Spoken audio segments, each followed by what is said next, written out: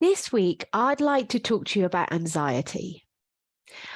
And it's not actually my anxiety that I want to talk to you about. It's actually my son's anxiety. I had a really interesting situation yesterday with my youngest son.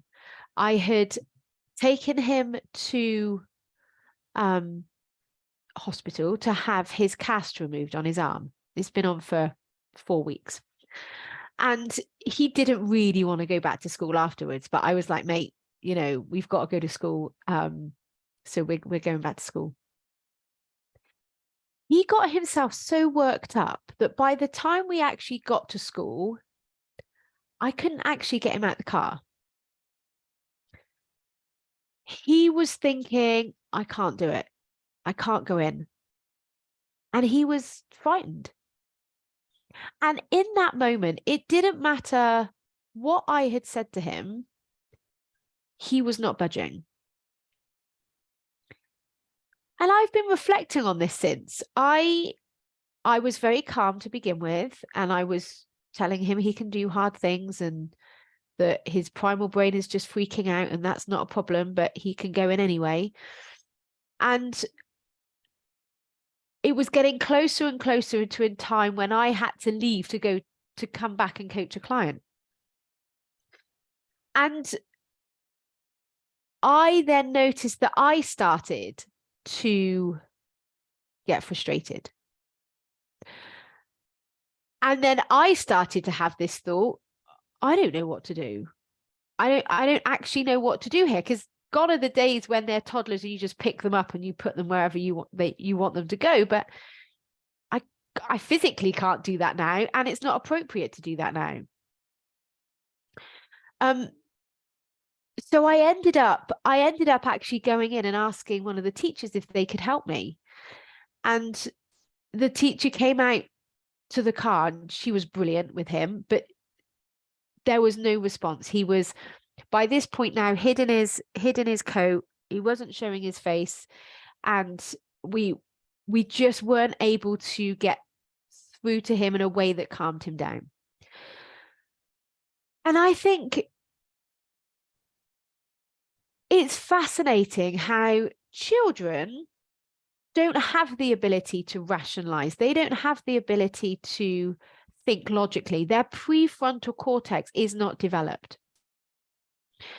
He went off to school this morning without a problem, feeling nervous, but knowing he could deal with it because we talked about it afterwards once he calmed down.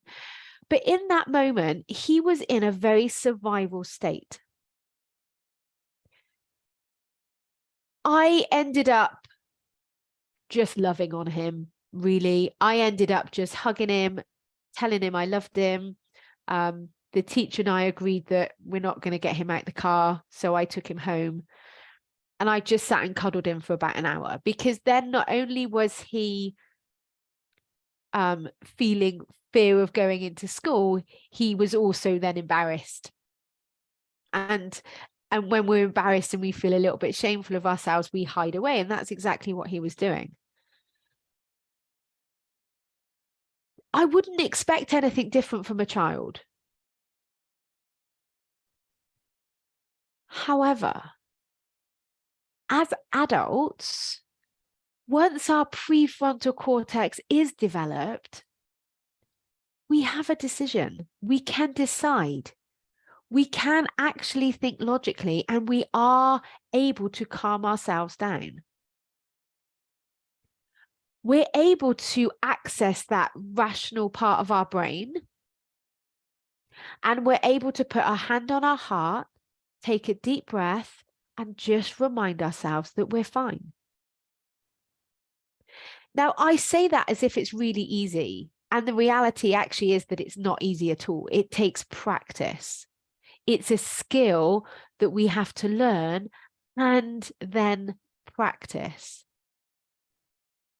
So when you go into, if you are somebody that suffers with anxiety, and I wake up most mornings feeling like a bit of a pit of dread, I do think some of that's hormonal as well. I've started the perimenopause season of my life, and I take magnesium that really helps to ease the dread, but still I have a voice in my head that tells me I can't do it.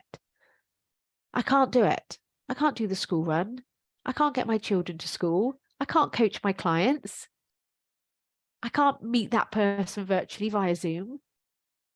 I can't do it, which is exactly what my son was saying yesterday in the car. I can't do it. I can't do it. So, of course, when we say I can't do it, of course, we're going to feel anxious. Nothing has gone wrong in that moment.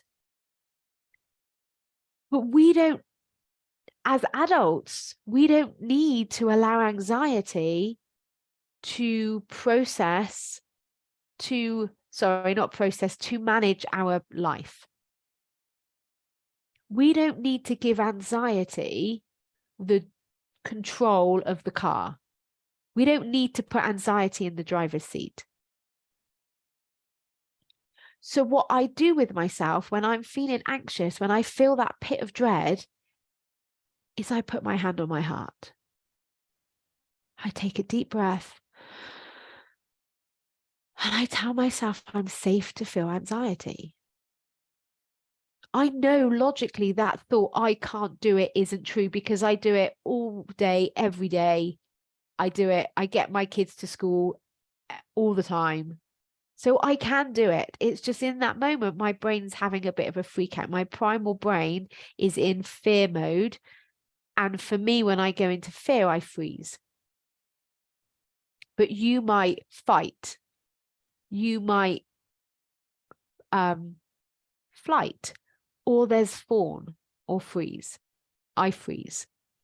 I do nothing. I tend to be like a rabbit in headlights and I tend to do nothing. I freeze. And so this morning, he went off to school fine. He was nervous, but he did it anyway, which when we overcome that, that's what gives us our self-confidence. And as I was walking back down the hill, I spent that 15 minutes walking, just telling myself, I'm safe to feel anxious. It's safe for me to feel dread. It's safe for me to succeed. It's safe for me to feel disappointment. I'm safe. And I'd like to offer this to you too. I would like to offer that if you find yourself experiencing anxiety and that anxiety is holding you back, you can learn the skill of experiencing anxiety and not allowing it to control your life. And the easiest way I know how to do that is by reminding yourself that I'm safe. I'm safe. I'm safe to feel anxious. Because nothing has actually gone wrong in that moment. Your brain is having thoughts that's creating anxiety. That's what the human brain does. It gives us thoughts that create emotions. Sometimes they're good, sometimes they're not. But when we try and resist them and avoid our emotions, we end up creating more of them. We end up getting anxious about feeling anxious or angry about feeling angry. But when we just come right back to the beginning, just go, I'm safe to feel anxious. Knowing that when you do the thing anyway, you're going to feel so much stronger on the other side. That's what builds self-confidence. That willingness to fully experience any emotion without having to react or avoid it or resist it.